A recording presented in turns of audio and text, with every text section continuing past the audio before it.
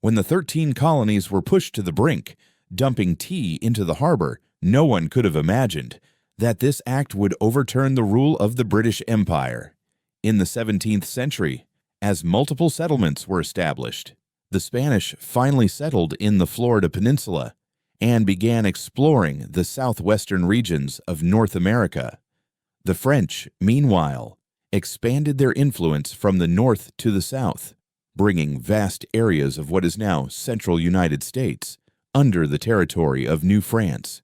The British, on the other hand, successfully consolidated their control over the eastern coastal regions of present-day America, and there they established the famous 13 colonies. These colonies and were later divided into 3 regions: the New England colonies, the Middle colonies, and the Southern colonies. As overseas territories of Britain, they were governed by the British Crown, but still retained a certain level of self-rule and allowed white male citizens to participate in elections. However, in some regions, Jews and Catholics were excluded from participation, although Britain restricted its colonies from trading with other European powers. The British colonies in North America still found profitable trade partners among other British territories. As the European powers established colonies in North America, a massive number of African slaves were transported through the transatlantic slave trade. The southern colonies, benefiting from a favorable climate and fertile soil, developed an agriculture-based economy. This economic model was built around the plantation system of single-crop farming, relying heavily on large plantations and enslaved labor to produce goods for export. The main cash crops at the time included tobacco. The export of these crops was used to exchange for other imported goods. Because of this, the scale of slavery in the southern colonies far exceeded that of other British colonies in North America. The middle colonies, meanwhile, were characterized by great diversity in religion, ethnicity, and economy. With their fertile soil, they became major exporters of wheat and other grains. At the same time, thanks to their abundant forest resources, the timber industry and shipbuilding flourished throughout the middle colonies. In particular, Pennsylvania's textile and steel industries achieved remarkable growth. The rise of these industries, combined with the presence of deep river mouths and waterways, gave birth to major port cities such as New York and Philadelphia. The New England colonies, however, were limited by their rocky terrain. The soil was far less fertile than in the southern and middle colonies. However, the region possessed abundant natural resources, including highly valuable timber. In New England, most residents lived in fishing villages and agricultural communities. They were primarily small farmers, leading a relatively self-sufficient life. Over time, the region's economy gradually shifted toward craftsmanship and trade. People traded only for goods that they could not produce themselves. In addition, New England was located in an area rich in marine resources, which made it an important commercial and shipbuilding center. It became not only a trade hub between Europe and the southern colonies, but also a vital part of Britain's global trade network. The New England region also developed the triangular trade system. Traders first obtained molasses from the Caribbean islands, processed it into rum, then exchanged the rum in Africa for enslaved Africans. Finally, those slaves were transported and sold to the Caribbean and the southern colonies. By the early 18th century, on the cash crop plantations of the southern colonies, slavery had replaced indentured servitude as the main source of agricultural labor.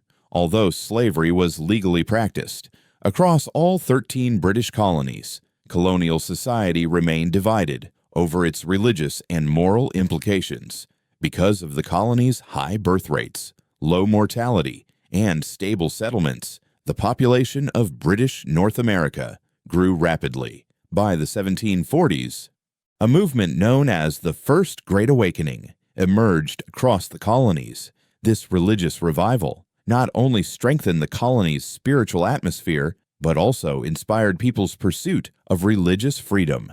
Around the 1740s as well, the British colonies, represented by Virginia, began competing to purchase Native American lands because the British Crown insisted that all land acquisition must be conducted through legal purchase. In 1754, the French and Indian War broke out. The two sides were the North American colonies under the British Empire and the colonies under the French Crown. Both sides were supported by multiple Native American tribes as allies. 2 years after the conflict began, Britain formally declared war on France, thus marking the start of the 7 Years' War. In 1762, Spain, in order to invade Portugal, an ally of Britain, chose to join forces with France and entered the war. However, this alliance ultimately ended in failure. Spain was forced to cede the port of Havana to Britain. The following year, under the Treaty of Paris, Spain agreed to cede Florida to Britain in exchange for the return of Havana. Likewise, under the same treaty, France ceded its colonies in present-day Canada to Britain. Britain subsequently established the province of Quebec, which encompassed a vast area of what is now the United States. At the same time, the eastern portion of Louisiana, stretching from the Mississippi River to the Appalachian Mountains, was also ceded to Britain. Meanwhile, the western portion of Louisiana, lying west of the Mississippi River, was transferred to Spain under the secret Treaty of Fontainebleau, signed the previous year between France and Spain. That territory was officially ceded to Spain. However, the war had left the British Empire with a crushing financial burden. To cover the expenses of stationing troops in its North American colonies, Britain began to impose a series of taxes. Among them was the Sugar Act of 1764, which banned the import of rum into the colonies and taxed all sugar imports that did not come from the British Caribbean islands. Then came the Stamp Act of 1765, which required tax stamps on commercial documents, newspapers, and books. The colonists strongly opposed these taxes and launched multiple protests, eventually forcing Britain to repeal the Stamp Act. But by 1767, Britain once again passed a new set of Townshend Acts, imposing additional duties. This reignited widespread dissatisfaction among the colonies, with the province of Massachusetts Bay becoming the center of unrest. In 1769, Spain launched the Portola expedition. This expedition was led by Don Gaspar de Portola. Departing from the Baja California region, it was the first overland expedition by Europeans to reach what is now California. This journey marked the beginning of Spanish colonization in the region. In the same year, the city of San Diego was established. Meanwhile, to suppress the growing unrest in the province of Massachusetts Bay, the British government sent troops to the colony. This ultimately led to the Boston Massacre in 1770. After the massacre, Britain repealed most of the imposed taxes, but in order to symbolically maintain Parliament's authority, retained the tax on tea. In 1773, to assist the financially struggling British East India Company. In 1773, the British Parliament passed the Tea Act, granting the East India Company a monopoly over the tea trade in the North American colonies. This act sparked the Boston Tea Party. Protesters boarded 3 ships belonging to the East India Company and dumped all the tea into the sea. The incident greatly escalated tensions between the British colonies and the Crown. In retaliation, the British government imposed harsh measures, closing the port of Boston and enacting the Coercive Acts, which abolished parts of Massachusetts Bay's self-governing rights.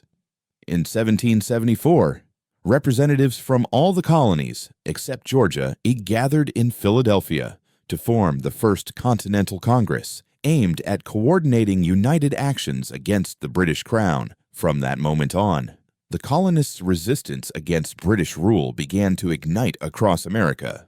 Those who stood against the British Crown came to be known as the Patriots. Meanwhile, the colonists who remained loyal to the king were called the Loyalists. The First Continental Congress passed the Continental Association, an agreement among all the colonies to unite in boycotting British merchants through peaceful means by not importing, not consuming, and not exporting British goods. They demanded that Britain repeal the coercive acts. In response, the British Parliament declared the province of Massachusetts Bay to be in a state of rebellion. It then passed the Restraining Acts, limiting trade between the North American colonies and the British West Indies. At the same time, ships from the New England colonies were forbidden to fish for cod in the waters off Newfoundland. The situation grew ever more tense, and the winds of confrontation were about to sweep across the continent. Eventually, the struggle over control of military supplies erupted into open conflict. On April 19, 1775, British troops were sent to the town of Concord, their mission to destroy local weapons and arrest the Patriot leaders. But this march ignited the battles of Lexington and Concord. The American Revolutionary War had officially begun. In June of the same year, the Second Continental Congress convened, formally reorganizing the Patriot militias into the Continental Army. They appointed George Washington as commander-in-chief. In 1776, statesman Thomas Jefferson drafted the Declaration of Independence, and a document grounded in the ideals of Enlightenment and liberal philosophy. Its full title, The Unanimous Declaration of the 13 United States of America. The Declaration was prepared by a committee of 5, tasked with shaping the voice of a new nation. The members of the committee included Thomas Jefferson representing Virginia, John Adams representing Massachusetts, Benjamin Franklin representing Pennsylvania, Roger Sherman representing Connecticut, and Robert Livingston representing New York. Eventually, the Declaration was approved in Philadelphia during the Second Continental Congress. It officially proclaimed that the 13 colonies had become sovereign and independent states, no longer under British colonial rule. At the same time, this moment marked the formal legitimization of the American War of Independence. Meanwhile, in the western part of North America, the Portola expedition reached the San Francisco Bay, and the city of San Francisco was founded. The following year, representatives from 28 towns gathered together. A new chapter in America's colonial history was about to unfold. They declared independence from the British colonies and established a new government. During the War of Independence, the Continental Army and British forces fought in numerous battles. In October 1777, during the Battle of Saratoga, the colonial army achieved its first major victory over the British. This triumph greatly encouraged France and Spain, who soon decided to form an alliance with the American revolutionaries. Such an alliance helped balance the military and naval power between Britain and America. Therefore, the Battle of Saratoga is regarded as one of the most crucial victories for American independence. From 1778 onward, the focus of the war shifted to the southern regions of North America. At first, the British Army achieved several significant victories in the South, including the Siege of Charleston in May 1780, a devastating blow to the Patriot forces. It was one of the most devastating defeats the Patriots suffered during the War of Independence. In 1781, 44 colonial settlers and 4 soldiers from New Spain founded the town of El Pueblo de Los Angeles on the west coast of North America. This small settlement would later grow into modern-day Los Angeles. That same year, after a series of victories in the Southern Campaign, the Patriot forces gained control of most of the Carolinas and Georgia. Then, on September 5th, during the Battle of the Chesapeake, and later, on October 19th, in the Siege of Yorktown, the British Army suffered consecutive defeats. Eventually, they sent envoys to negotiate the terms of surrender. After 12 hours of negotiation, the British Army formally surrendered. In 1783, Britain and the United States signed the Treaty of Paris, officially ending the American War of Independence. According to the treaty, Britain relinquished control over the Ohio River Valley and recognized the western boundary of the United States as extending to the Mississippi River. Florida was returned to Spain, and the 31st parallel north was established as the southern boundary of U.S. territory. In 1787, Yurazasser. The Ohio River Valley region became known as the Northwest Territory. In 1789, the Spanish established the Santa Cruz de Nootka outpost at Nootka Sound, right on the west coast of present-day Canada. This outpost controlled vast areas of the northwestern part of North America, but soon after, Spain seized several British merchant ships, leading to the Nootka Crisis. Also in 1789, the Constitution of the United States of America was officially ratified. Through traveling preachers, religious beliefs began to spread across the country, triggering a series of social reform movements. In 1791, Vermont joined the Union, becoming the 14th state of the United States. The following year, Kentucky County separated from Virginia, joined the Union, and became the 15th state. In 1794, the Third Nootka Convention was signed, in which Spain and Britain agreed to relinquish control over the Nootka region. The following year, both nations withdrew their troops from the area. In 1796, a portion of the Southwest Territory was carved out to establish the state of Tennessee, which became the 16th state of the United States. In 1798, a region within Georgia, previously disputed between the U.S. and Spain, became the Mississippi Territory. On November 17, 1800, during the presidency of John Adams, the second president of the United States. In 1800, the U.S. Congress held its first session in the city of Washington, marking the moment when Washington, D.C. officially became the capital of the United States. Thus, the birth of the United States came to be. Senescence, the American Revolutionary War opened the path for the development of capitalism in North America. Yet problems such as slavery, which still existed in society at the time, would bring long-term challenges to the future of this young nation. This chapter of history also shows us that every historical process unfolds under the specific conditions of its era. In the next episode, we will explore America's westward expansion and the Civil War, one of the most decisive events in U.S. history.